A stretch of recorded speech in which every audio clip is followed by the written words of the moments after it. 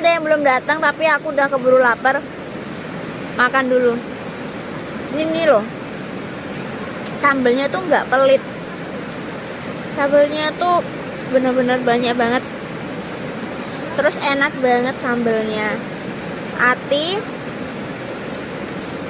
sambel, sama cah kangkung itu the best po kalau makan di sini tuh. Bismillahirrahmanirrahim.